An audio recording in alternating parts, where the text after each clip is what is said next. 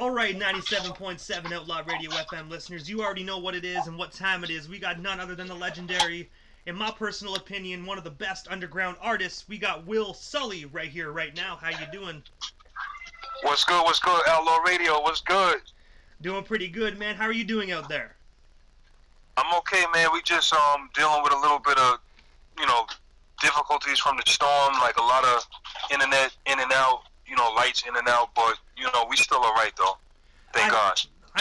I hear you on that, man. We actually are going to be getting a big storm here tonight as well. We're calling for we have a huge thunderstorm warning. So, so when you mean the storm, is that the hurricane that's currently going through right now? Well, no, the one that came through, it was a tropical storm, Isaias, which happened like around Tuesday. But it's been pretty rough in New York. People still don't have power. Some people still don't have power, and our internet has been acting crazy on and off since Tuesday. So, I have a little bit of problems with the Wi-Fi, but for right now, we good. I'm glad, man. I do want to say hopefully everything gets better, man. And since it's New York, all the circuits are probably jammed. Everyone's trying to use what little bit of internet is left in the city, right? So it's probably clogging up everything. Right. That's right. That's right. But I know your internet, it's finicky tonight, so I'm going to jump right into this, man. I have to ask you, like, what made you decide to get into the music industry initially? I guess you could say it's in the blood, in the family. My father. I grew up watching my father, play instruments and record, and he was into it heavy. He's still doing it now. So, the funny thing is, or the weird thing is that era, of course he's into live music in the bands and all of that stuff, but he was also using electronic music or electronic like drum boxes back then. So as a kid, I'm watching that, and then the DJing thing is popping off. So it was something that was pretty available. I didn't start taking it serious until I guess I got into high school. I said I want to do it. So and that's history. And also, you were actually discovered by June Balloon Promotions. I have to ask you, how did you get connected with them, and how did that come to be for you? June Balloon, it's crazy. I didn't know June Balloon. I met him on the street. He heard me playing a beat tape out of a car. Sorry, that's my dog. Oh, it's he all heard good. me playing a beat tape out of a car. One of my homeboys' cars, and then he just walked over to the car and was like, "Yo, what's that you playing?" So I'm like, "It's beats." So he like, "I know it's beats, but whose beat is that? Whose beats are those?" So I'm like, "It's mine." So he like, "Yo, can I play that in the truck?" So I'm like, all right." And then it was like a crazy Suburban with a system, and he played it in there, and then he called Black Rob right then and there, and then after that, he would mentor me and help me to structure the production and the beats to get them placed or to even have a chance of getting them heard. That landed me my first placement at Bad Boy. And I have to say, man, that right there is actually right place at the right time, man. So, anybody that is listening that blares music out of your car, you never know, man. You never know who could be listening.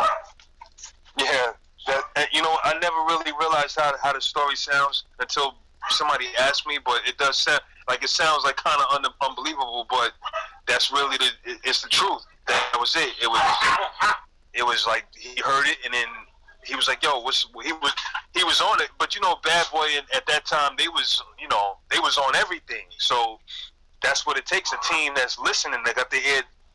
When you got your ear to the street, you really got your ear to the street. So shout to June Balloon and the whole Bad Boy. I have to ask you, man, what was it like being signed to Bad Boy Records, man? Because that's one of the most famous record labels of all time within hip hop. Well, I wasn't signed to them. I was just one of the I was around. I was having a couple of placements here, but just being up there at the in the studio with all of them, it motivated me to be good, because I wanted to be as good as the Hitmen. Stevie J, Nasheem Merrick. Like I wanted to be good like them. Like that was my goal. Like I want to be. I want to have the lead single. I want to do that. So it was dope, because you would go in there and you would hear all of the heat that they coming with. So it's like, yo, if you're a new kid, you better have something just as good or better than what they got. And you know, it was just real competitive. It was dope. And before we move off the bad boy topic quickly, if you don't mind me asking, Dad, did you ever have the opportunity to meet the legendary Puff Daddy? Yeah, I met Puff. Yep. So if you don't mind me asking, what was Yep. he like, man? I know the media portrays him as sometimes a bad guy, but what is he like behind the cameras? Um, to me at that time when I met him, I was younger, so from what it looked like to me, it was just like a dude that was like pretty serious, like business minded. Like I don't know how I can explain it, but he didn't look like. It was a difference between the guys that was there rapping, and of course, and producing, and then it was him. He looked like an exec to me, but just not a corny exec, like an exec that knew how to, you know, that had some style, that was fresh. But he was very like serious. He was about his business, and you could see that by just being around him for a couple of minutes. And you were also cousins with DJ and rapper Legion, and he was also a major influence on you. What was it like actually growing up with Legion? Legion, his name is Legion. My apologies. No doubt. It's all good. Legion is a little bit older than me, maybe like a year, and he was DJing. So I had a cousin that was making, you know, DJ tapes when we were kids, like junior high school. He actually had a management deal with my man Main the Medicine. They were a group, and they were getting shot at a young age, like 13, 14. So when it was time for me to get serious with it, they already had a studio that they were working out of in Left Rack, my man Shah's crib. And at this time, you know, Shah had the equipment that a studio in the city would have in his house. So Legion was like the head engineer and the head, you know, the beat maker there. So I used to beg him, like, yo, bring me to the studio, I'm ready. So one time he brought me to the studio, and after that, he was like, all right, you know, my little cousin's serious. He really with it. So after that, that's when I really started to, you know, learn how to record and just, you know, I was making beats right after that. Like, literally, like, I started making beats at that time because I had drum boxes and all that stuff in the crib. I had records, so I was putting it together with my little 12-second Gemini sampler, and I would bring it to my cousin, and we would put it together on an SP12 and an ASR10. So we was making beats. I was making beats in like 11th grade. Like, we was doing it. And also, aside from your music part of things, I also read that you were active in the United States Army Band. I have to ask you, what was that experience like, and how did you become a part of the Army Band? Well, I was in the military for a couple of years, and it was, you know, they were telling me that I couldn't. First of all, when you go in the military, you know, you got to pick a job. They call it a military occupational specialty. So, you know, when I was at that time, I was like, what do you do? Well, I do music. Well, you know, they tell you, yo, you can't join the band because this and this, that. So it took me like 3 or 4 years to actually get, you know, in touch with somebody in the band. And, you know, I auditioned on the keyboard. So the sergeant told me, he was like, listen, we don't got no keyboards in the Army band because this is a marching band, but what I could do is I could put you in percussions if you want to play percussion. So I'm like, yeah, I'll do it. So, you know, I learned it was a great experience because I learned how each instrument sounds in a band, and, you know, each section, how it's supposed to come together. So, and the funny thing is that my chief, the captain of the band, he was a flute player, but he also played in the village. So these weren't people that were just like, oh, we just military. They were regular people also outside of the military. They were, you know, playing gigs and all that other stuff.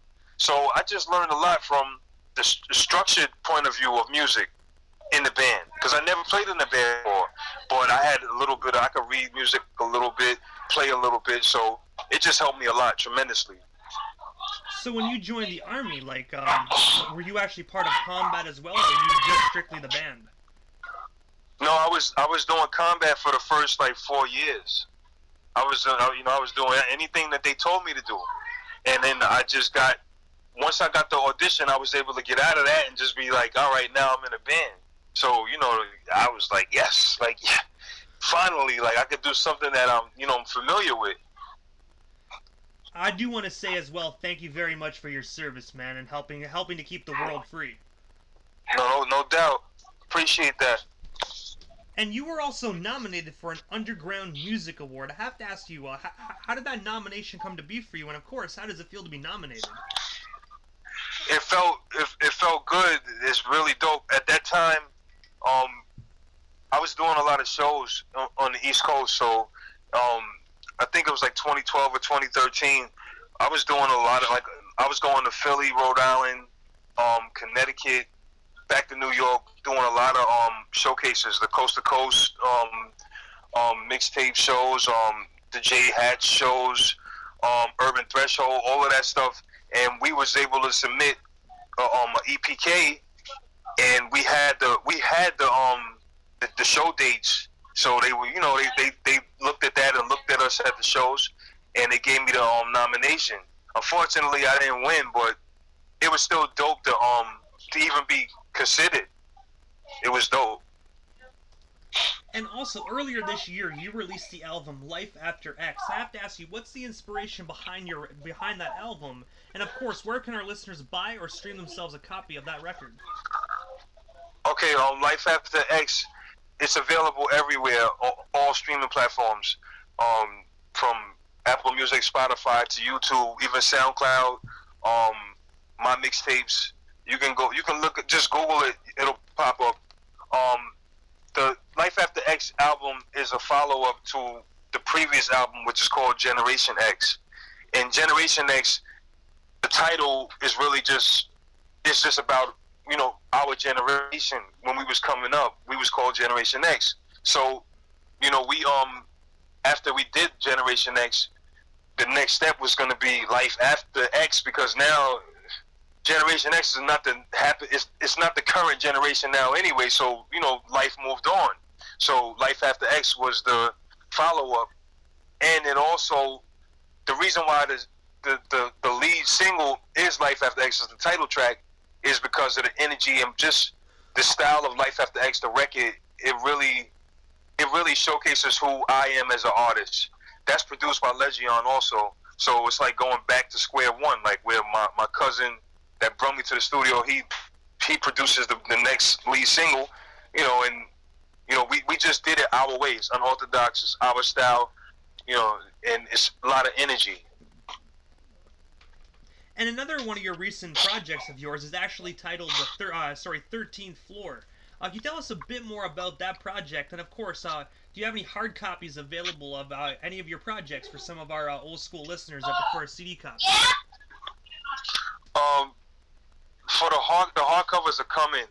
I'm gonna have to press those. I was thinking about doing vinyl, but I don't know. Like the pandemic kind of pushed a lot of things back.